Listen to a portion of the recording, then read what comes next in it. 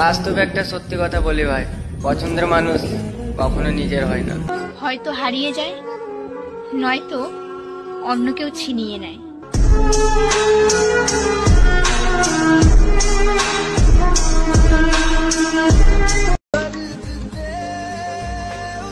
একটা দেশলাই কাঠি যথেষ্ট একটা গোটা সাম্রাজ্যকে জ্বালানোর জন্য। ঠিক তেমনই একটা ছেলের জীবন নষ্ট করার জন্য একটা মেয়ে যথেষ্ট।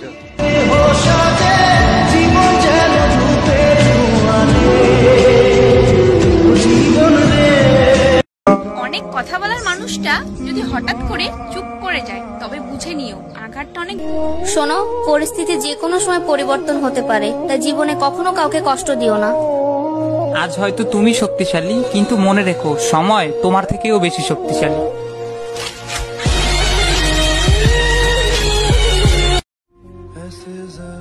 আঠেরো বছর বয়সে 24 ঘন্টা ডিউটি করা ছেলেটাই জানে বাস্তবতা কি।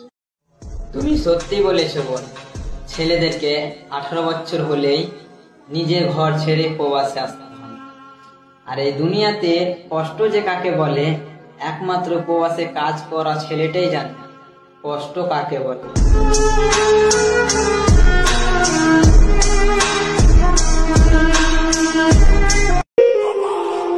বাড়ি ফিরতে দেরি হলে রাস্তার দিকে বারবার তাকিয়ে থাকা আর বারবার ফোন করা মানুষটার নামই হলো মা।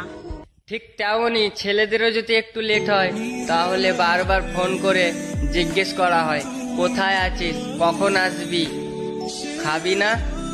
সেই বারবার ফোন করার মানুষটাই হলো বাবা।